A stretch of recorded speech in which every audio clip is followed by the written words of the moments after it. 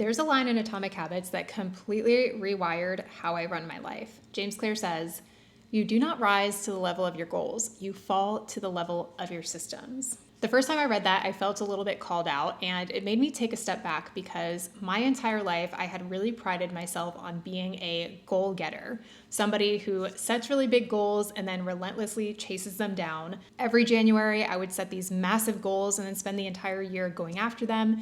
And it did help me to go really far in life, and it did help me to achieve a lot of things. The issue was that it wasn't a very sustainable or fun way to live. I was working 24/7, I didn't have an off switch, and I constantly felt like I was on this onto the next, onto the next, onto the next type of train where anytime I achieved something, I didn't really sit with it and appreciate it and get excited about it. It was just like, okay, cool, what's next? Okay, cool, next one. And if I wanted more results, if I wanted bigger achievements, I felt like I had to work harder and work more and push myself more. But the issue I was finding was that I was already working to my capacity. I was already working basically 24/7. I have my 9 to 5, and I was working the hours before and working in the hours after and then working all weekend. And I didn't really have space to give more input. So when I saw that, it really started to open up some questions and start to reframe my mind a little bit that I could be doing something different and better. Hi, I'm Angelica. If you're new, welcome to the channel. And if you're returning, welcome back. I'm so excited to have you here. I love talking all things systems, wellness, habits, and routines. If you enjoy those things too, make sure that you subscribe. Today, I'm going to be sharing all about one of the shifts that pulled me out of burnout, helped me move from just being busy to being actually productive while still enjoying my life, because that's super important. And that is how I started building systems instead of chasing goals. And in this video, I'm going to talk about what that actually means, how I learned the lesson the hard way so that you don't have to, and some of the systems that I use every single day. So let's get into it. First, let's talk about the difference between a system and a goal. A goal is a desired outcome. It's a result that you get. And a system is the process that leads you to those results. That's it. Pretty simple. Goals are about a moment, and systems are about your defaults. For example, let's say that your house is a mess. You've had a crazy week. There's just clutter everywhere. There's dishes piling up, and everything just feels out of control, overwhelming. So you set a goal to have a clean and peaceful house. So you spend all day Sunday cleaning your house top to bottom. You're completely exhausted by the end of the day, but you have your clean space and you finally feel that sense of relief, that sense of calm, that you can just sit down, relax, and not have a bunch of clutter piled up around you, stressing you out. The issue is that by Wednesday, that clutter starts to reappear. Because while you achieved your goal of having a clean and peaceful home for the moment, you didn't change any systems behind it for how you are maintaining that on a day-to-day basis. So now if you think about, instead of just having this goal, this one-time moment thing to achieve, fixing the systems behind it, how you manage your day-to-day cleaning, how you put things away, making sure everything has a home, how you do your daily tidy and declutter. A clean home stops being this massive project that you have to pour all your time and energy into on the weekends, and it starts being a way your home just is, because that's how you live your daily life. And another sneaky thing about always focusing on goals that I don't think a lot of people talk about is when you have this constant focus on hitting a goal, a lot of times you tie your happiness to that.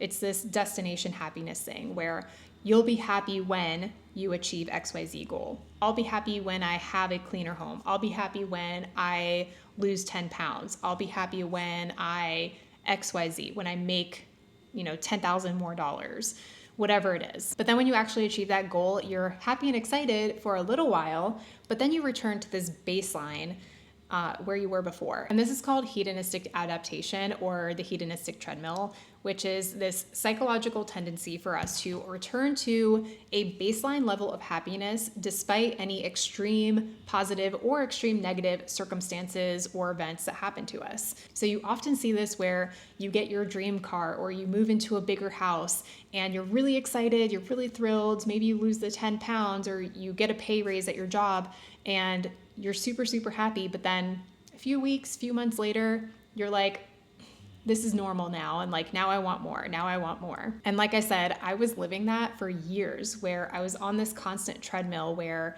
I would achieve a goal and immediately put my sights on the next one. Like, it was never enough. It was never anything that I stopped to celebrate.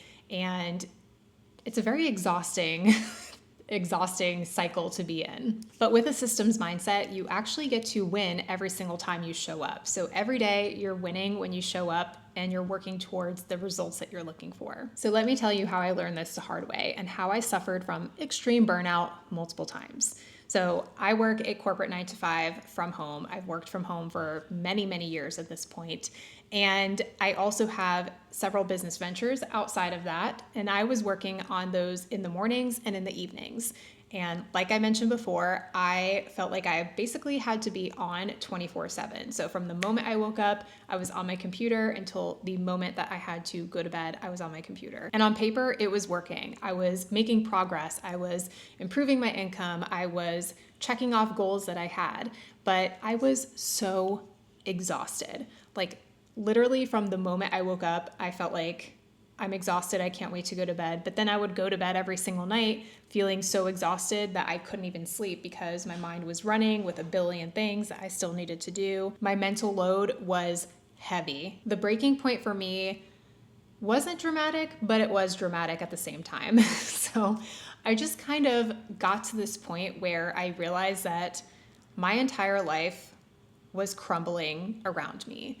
And myself, my identity, who I was crumbling inside of me. And there was a lot of other circumstances that also contributed to this, but I just kind of realized all of a sudden that everything was falling apart. And I think a piece of me knew things were going awry, but I kept just working and just trying to avoid it and hoping that it would pass, or that I could work hard enough that I would be able to outchase it and fix it somehow just by working harder, which now seems just so silly to me when I think about it that way. But I just realized that the entire process and approach was completely broken, and I would not be able to continue that way in any way, shape, or form. At least if I wanted to maintain myself and my life and my relationships. So this is where the idea of setting systems really spoke to me and got me excited, because I didn't need to set bigger goals. I didn't need to work harder. I didn't need to use that, like, just keep pushing through discipline to make things happen. And I could avoid making the same decisions over and over and over again, which was really what was adding to that mental load and stress and anxiety. And I could start to create defaults that would protect my energy for me. So I stopped asking myself, what do I want to achieve? And I started to ask myself, what do I want my life to look and feel like on a regular day? Not on like a super special, like outlier type of thing, but like a regular Thursday, for example. So then I started to work backwards to create systems that would create that type of life on default. These are the type of systems that help me to maintain a clean and peaceful home, to maintain my health and wellness, to make sure that I have my daily routines, and all of that is on autopilot, so I'm not having to redecide and negotiate with myself every single day. And this too goes back to the concept that James Clear talks about in Atomic Habits, about creating your identity around your habits, your routines, your systems, because your goal is not to just clean your house. Your goal is to become somebody who has a clean and peaceful home. Your goal is not to just lose 10 pounds, it's to become somebody who is fit and healthy. And when you build systems around an identity versus a finish line, it becomes easier for you to stick to, because you're not just chasing something, you're just being who you've decided to be. And as I've mentioned in other videos, our brain works overtime to ensure that we are acting and behaving in accordance to who we believe we are. And one of the things that I love most about a system is that they remove the decision making, which we talked about in my previous systems video. I will link that somewhere up here. But we know that we make thousands upon thousands upon thousands of decisions every single day. And the mental load and the energy that that can take from us is massive. So the more that we can eliminate the decisions that are not so important, that are repetitive and recurring, and not reliant on our creative and problem-solving type of brain power, the better off we will be. Every decision you don't have to make is energy that you get to keep and use for something that you really want to use it for, like something fun or creative or expansive. Now I want to run through a couple of the systems that I use in my day-to-day life. Number one is my home I call it my home operating system. And this is my system that I use for keeping my house clean and tidy on a regular basis. So a while ago, I realized that Sunday resets are freaking miserable, and I hate doing them. No matter how aesthetic and cool people make it look online, they suck, especially when you work a 9 to 5 and you have 48 precious hours to yourself on the weekend. You don't want to be spending 4, 5, 6, sometimes beyond that, hours cleaning your house from top to bottom. No, thank you. However, I obviously still want my home to be clean and tidy and to feel good, to be peaceful, and to be an environment that is supporting the life that I want to have and the person that I want to be. So a few ways that I have implemented my home operating system. So I took all of the cleaning that I was doing on Sunday and I spread it out throughout the week. So now it only takes me 10 to 15 minutes every single day to do my cleaning assignment of the day. So for example, on Tuesdays, I'm cleaning the bathroom. On Wednesdays, I'm dusting and vacuuming. And I have designated laundry days for clothes, for towels, for bedding, for all of Zeus's blankets, for example. On a daily basis, I do things like my evening shutdown where I make sure I do all the dishes, I'm cleaning the kitchen counters, I'm folding the blankets on the couch, because I don't want to wake up in the morning to a disaster zone and start my day off with stress and anxiety right away. I also implemented a few things like ensuring that everything has a home, so I can put things away instead of putting them down. If it's going to take less than 2 minutes to complete something, then I'm going to do it right now instead of putting it off until later. Sorry if you can hear Zeus snoring. He's taking his afternoon nap. And if you want me to do a full video on my home operating system and how I do that, let me know in the comments below. I had a goal of having calmer, more peaceful days. So what I did was implement a morning routine system. And it's not anything crazy, it's not anything fancy, and I can scale it based on the day. Sometimes I'll have 5 or 10 minutes, sometimes I can have an hour of time for this, but I'm protecting my mornings. So I have a sunrise alarm. I don't keep my phone next to my bed. It stays in my bathroom locked away. I use a sunrise alarm to help me wake up, and then I'm not touching my phone, looking at social media, any of that for at least 30 minutes to an hour. I try to do an hour, sometimes not so hard, not so easy. I make my coffee, and then I sit down on the couch. I do my journaling, my gratitude, my devotional, and then I do some reading. And I really just try to have this peaceful, calm, slow morning where I am doing things for me, pouring into my own cup, and setting my intentions for the day, because I want to start off feeling good and being in the right mind space, not feeling rushed and scattered and reactive to everyone and everything else. One of my goals was to become more organized and productive. So the system that I put in place for that is my Sunday weekly reset and planning session. So every Sunday I sit down in the evening and I go through the previous week, what went well, what didn't, what lessons I've learned. And then I look at what did I accomplish, what did I not accomplish, and I plan out the upcoming week. So I look at all my appointments, my events, my meetings, and I take my task list and I designate certain time slots to get those things accomplished. During this session, I'm also planning where and when I'm doing my workouts, and then I'm also doing my meal planning as well. And I've also been thinking about doing these weekly sessions live on Instagram, so if that's something you're interested in, also let me know in the comments below. One of my goals is to have better finances, so the system that I'm putting in place is my Finance Friday. So right now I do this probably twice a month, but I'm working towards doing it weekly, where every Friday I sit down, I go through my transactions for the week, I update my budget spreadsheet, because I want to make sure that I know where my money's going, how much is coming in, and stay on track towards the financial goals that we have.